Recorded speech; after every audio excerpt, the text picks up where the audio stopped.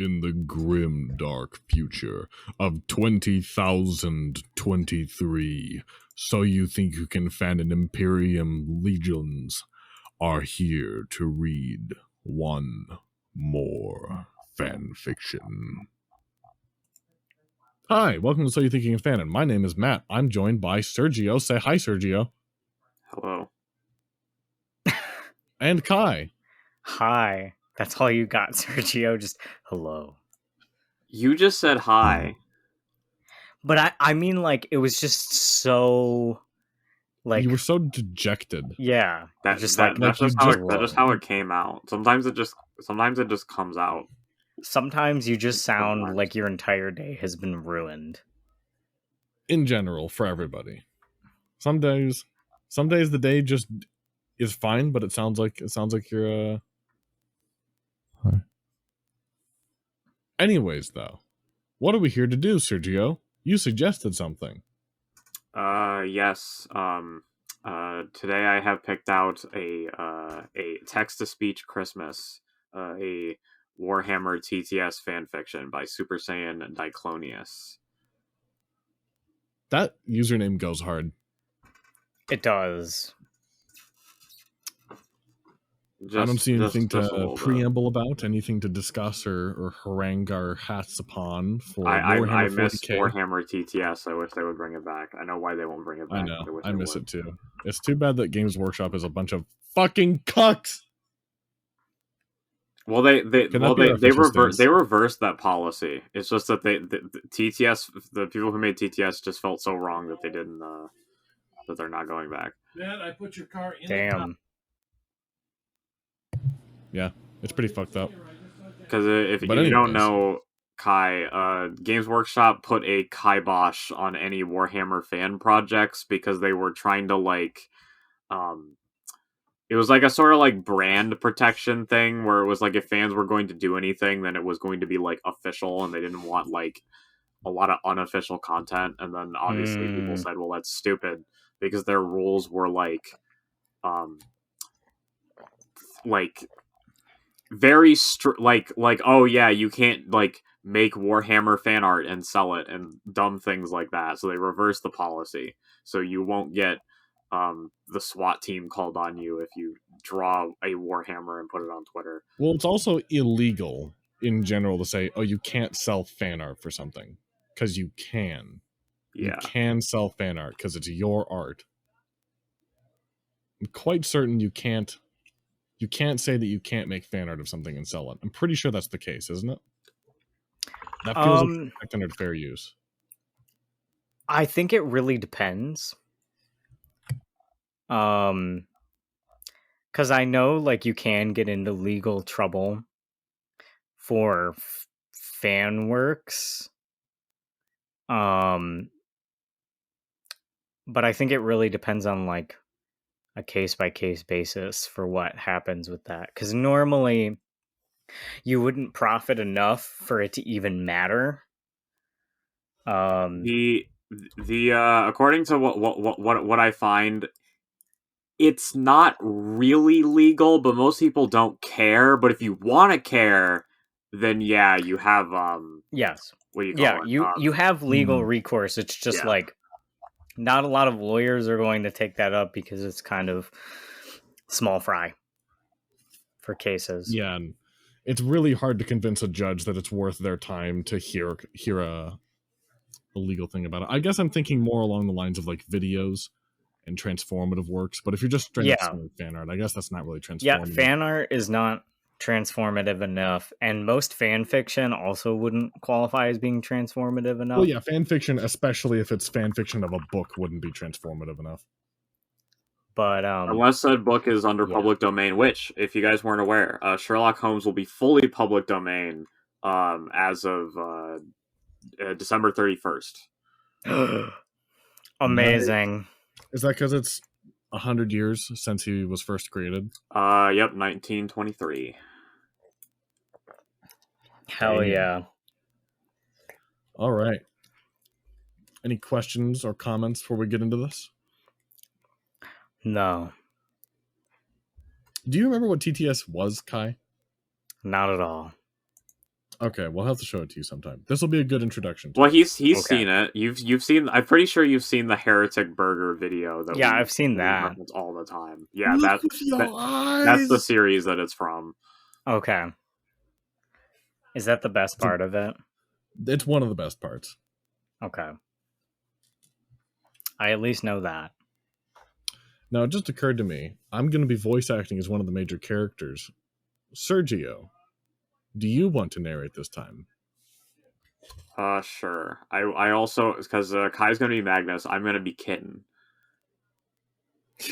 Okay, Kitten. I really didn't want to. I really didn't want to say I wanted to voice Kitten in the Discord because I know Jake would make a joke about it. So I'm gonna say that on the podcast where he can't make a joke about it. Who is Kitten?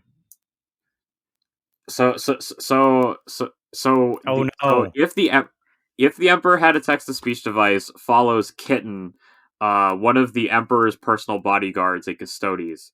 He was nicknamed Kitten by the Emperor himself. Yeah, and Okay. I think I can't remember he can't why, go by but any his other name, nickname but is the Emperor Kitten. will blow him up. So he's the Emperor's sub then. Got it. No, he's more like literally the Emperor's son. One of his many millions of sons.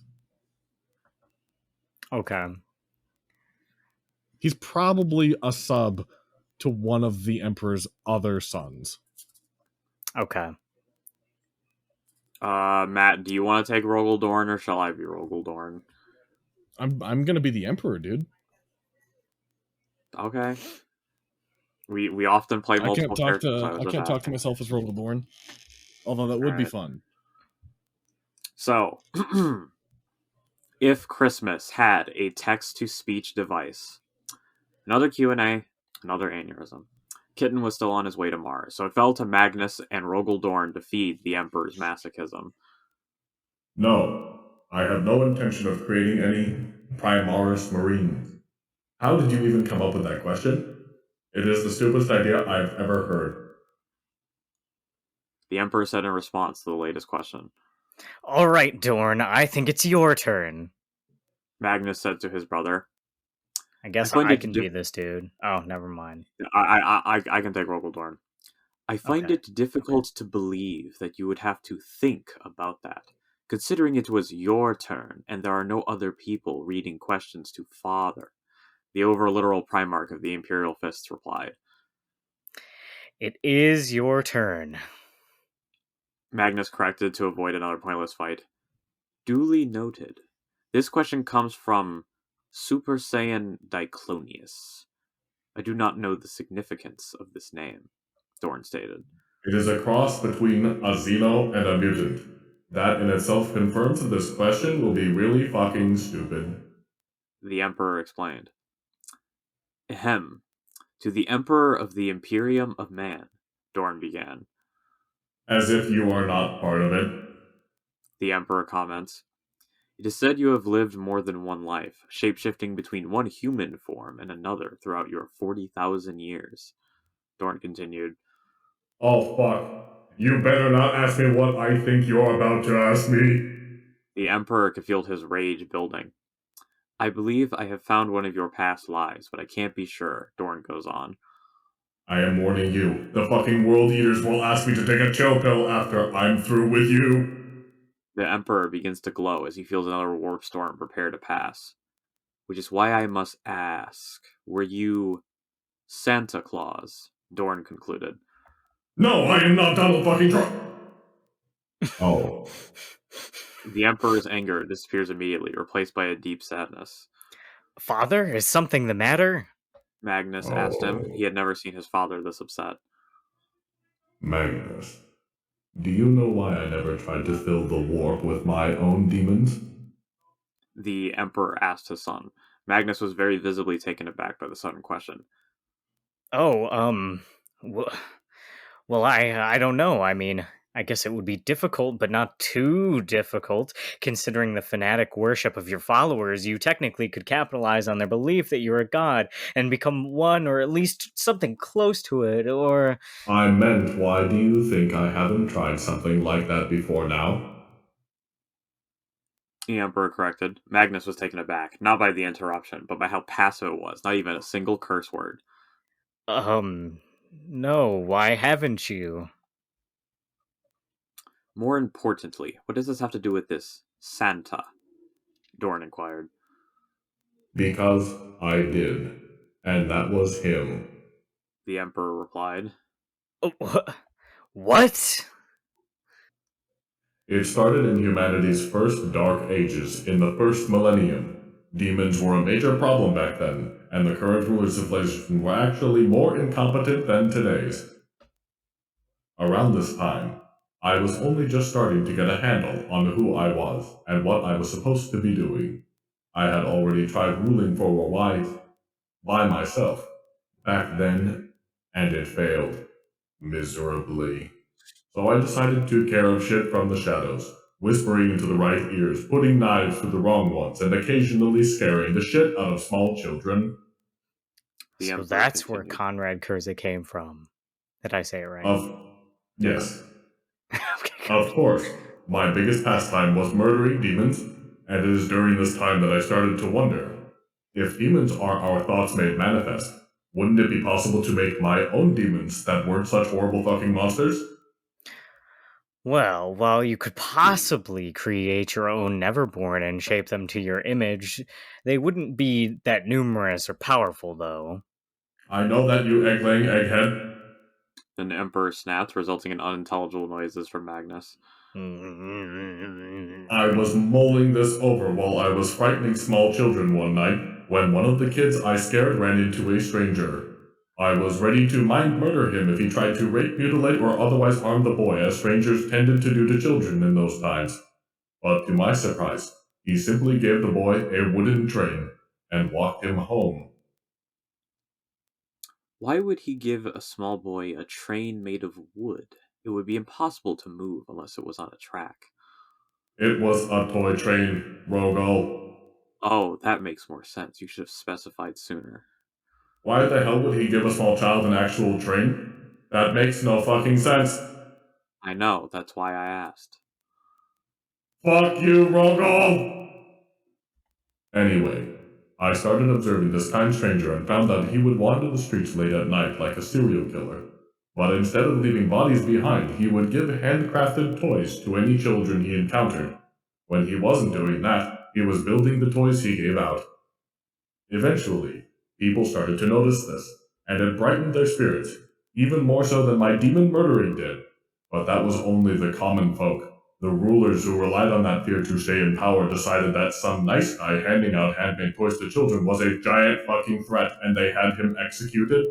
Typical. Every time someone tries to make life worth living, some power-mad, wolf-obsessed asshole comes along and destroys everything you sought to achieve and bestow upon the unenlightened.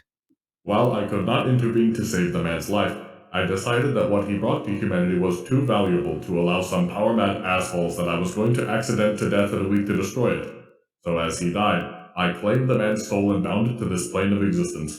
Oh, so that's what you meant. This would allow the man, who I presume is this Santa, to continue to spread joy and kindness to humanity, right? Correct. Santa Claus, as he came to be known, used the powers of the warp to create toys the likes of which he could not make with mortal hands, and gave them to children all over the world. But eventually he realized that even he had limits and could not do this effectively all the time.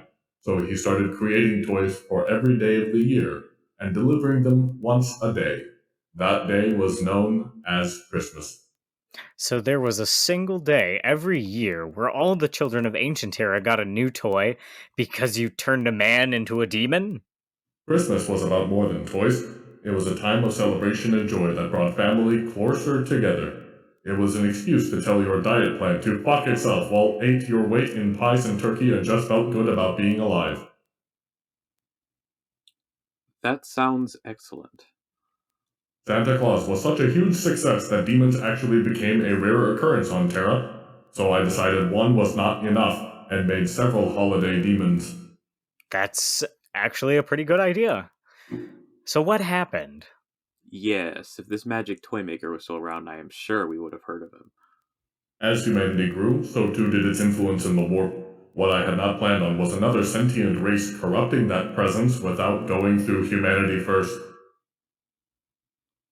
That shouldn't be possible. How could one race's gods interfere with those of another without interacting with the mortal beings that nourish those gods? Because back then, humanity did not isolate itself from the rest of the galaxy. It was naive, trusting, foolish. They wanted to spread their joy to other races, and while the majority of races they interacted peacefully with happily enjoyed human holidays during the dark age of technology, one race that did no such thing was the fucking Eldar. Oh shit. Santa Claus brought joy to his worshippers.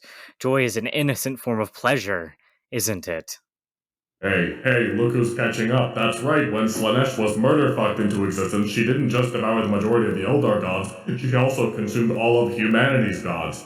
Santa Claus, the Easter Bunny, Uncle Sam, along with the lesser holiday demons such as leprechauns, tooth fairies, cupids, Santa's helper elves, and various other holiday deities.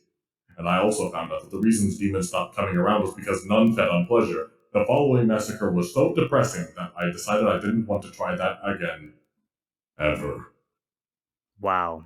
There were demons that only spread joy to their well, I can't even say victims. Subjects? Magnus asked, still trying to wrap his head around it. Yes, of various types. Conrad's curse would have turned out very differently if Halloween and the Great Pumpkin still existed. The joy of scaring and being scared was a pretty fun one. The Emperor commented. How can experiencing fear be fun? Because it was part of the holiday, you would have to celebrate it to get it. So now I will never get it. No. And all of this is the Eldar's fault. Yes. Well, if Christmas were still a thing, I think I'd want Santa to give me some Eldar Soul Stones for some new, painful experiments. Magnus, weren't you listening earlier? Christmas isn't about the presents. It's about celebrating life with family and loved ones. If it were still around, I would be spending with my sons, even the Black Templars, bonding through common interests with, say, a crusade. Dorn said with as much fury as his disposition would allow him. Well, what do you know? If Christmas were still a thing, it would be exactly 10 days away. You know what? Fuck it. I'm bringing it back. Merry Christmas, mankind. Fuck the Eldar. They're the reason you can't have good things. The Emperor said, as all of humanity, even the listening Chaos Spies, united in their hatred. We cut to the warp with Slanesh. Slanesh was just minding her own business, playing with itself, when suddenly she doubled in pain.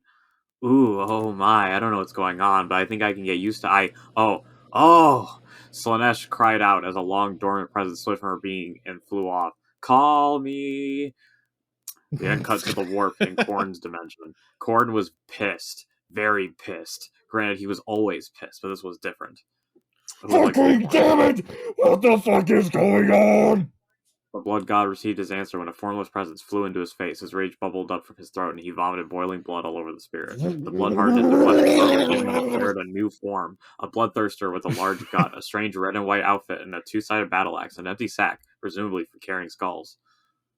Oh, that makes sense. Korn said, uncharacteristically calm after the literal rage dump.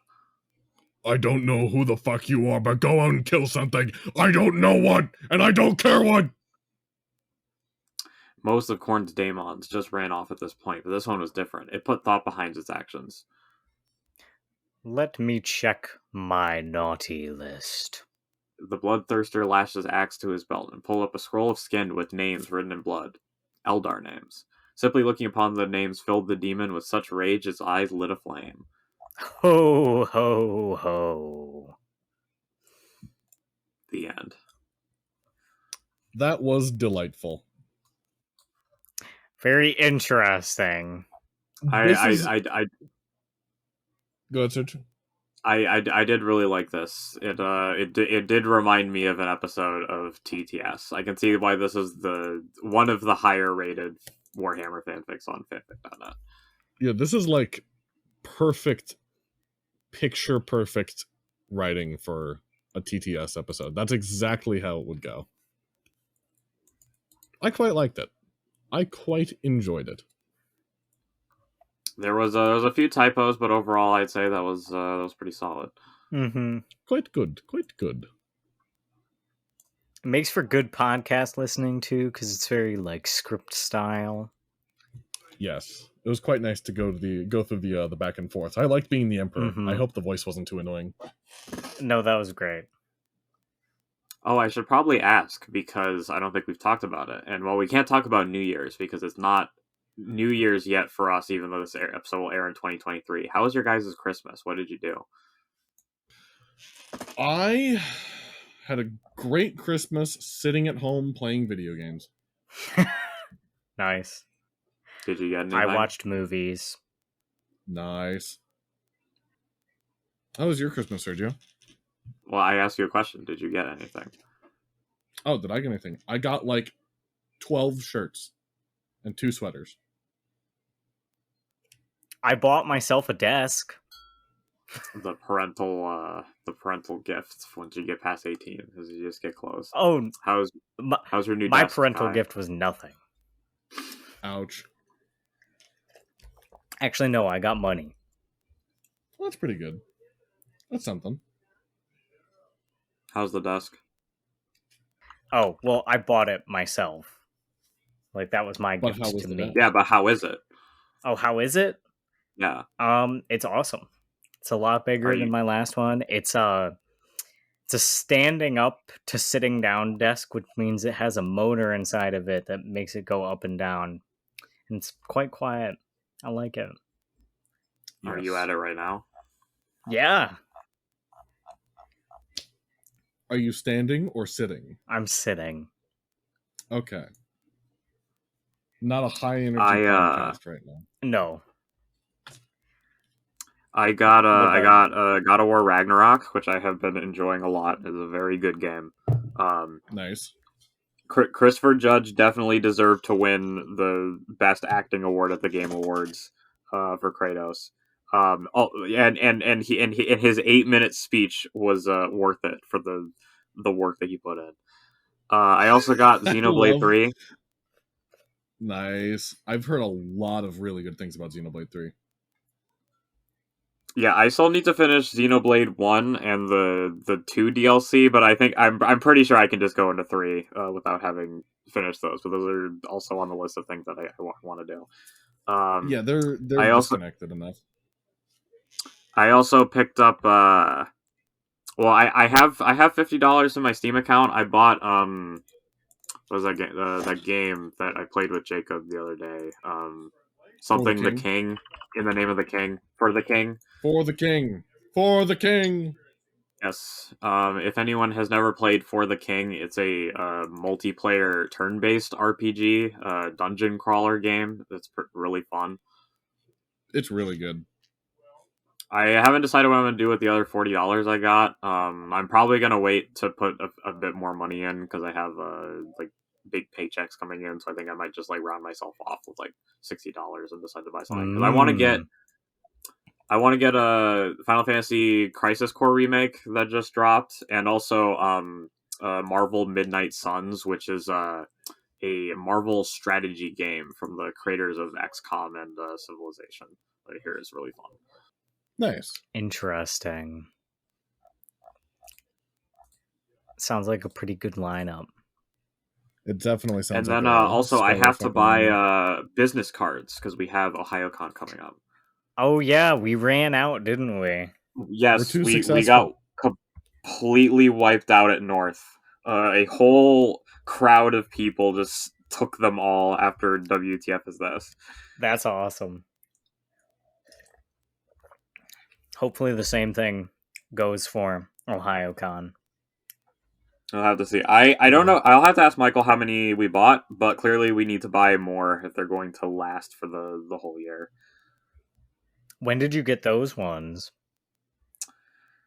I think at the beginning of 2022, I think. Okay. I don't because we had them at OhioCon, so I think it was the beginning of 2022. So however many that we bought originally lasted us through the year. Okay.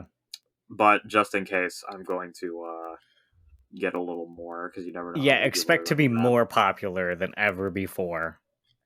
Make sure to have any design changes done beforehand so that you can just order a shit ton of new ones. I And think the then- design Yeah, I mean, looks great.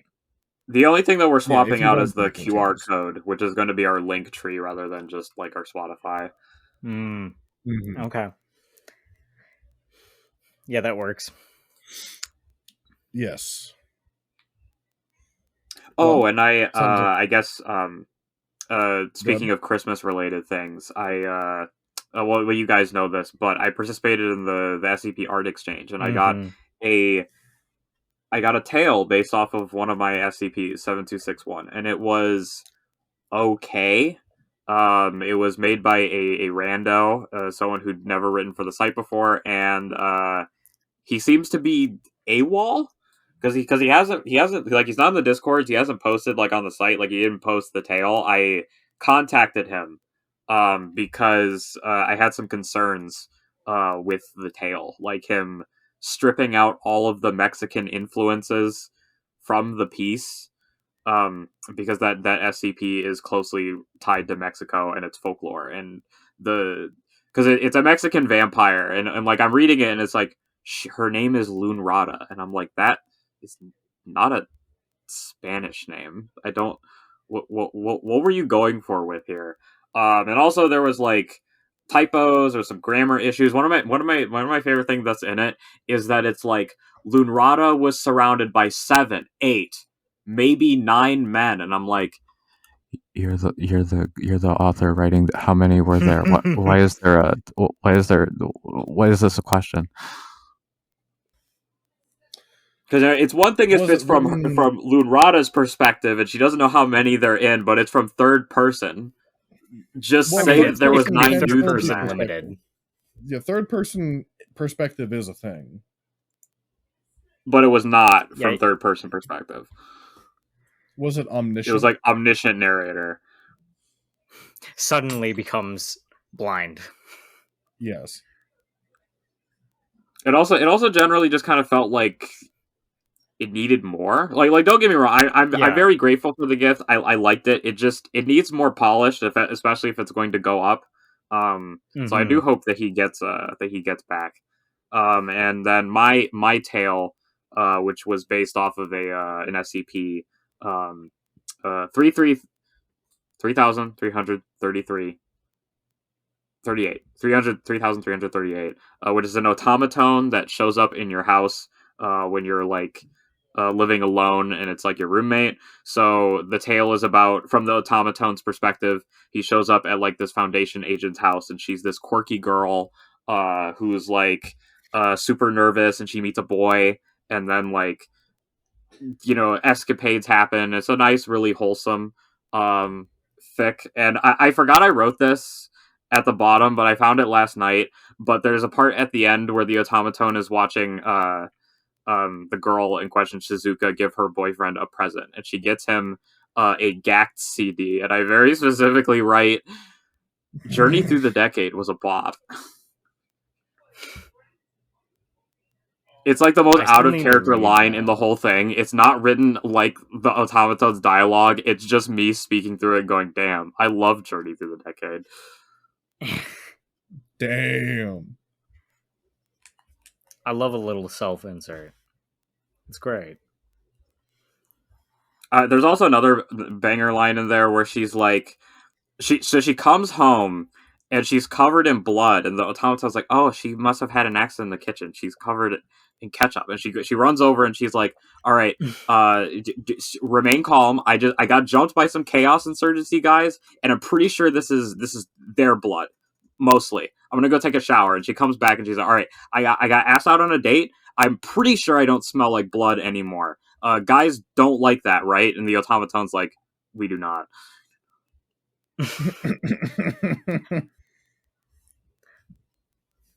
Sounds very wholesome. It is. You should read it. I need to read it because I read the gift that was addressed to you, but I haven't read your GIF addressed to another person yet. You know what's a bruh moment? The person I gave a gift to didn't give a gift to anybody else. What? Yeah, they Why? ghosted.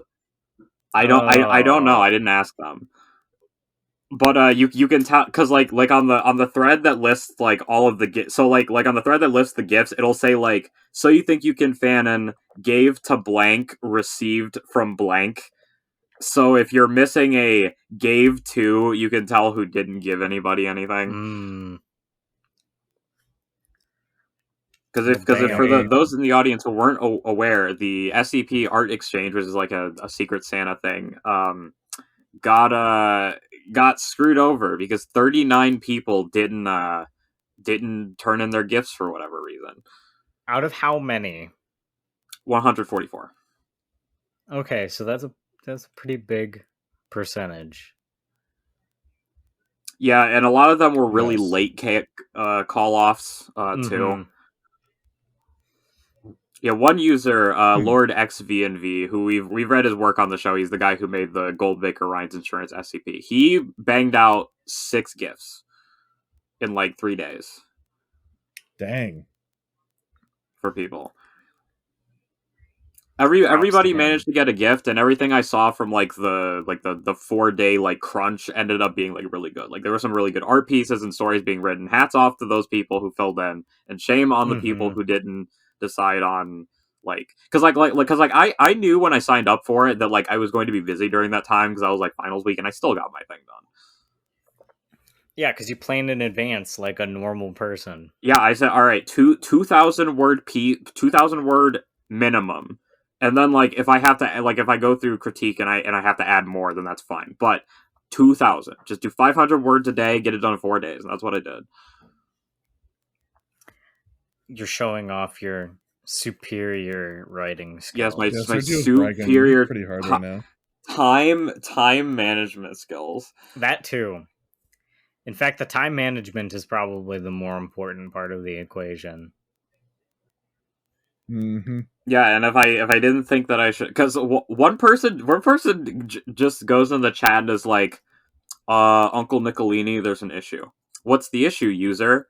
So I forgot about the art exchange entirely, and my laptop is broken.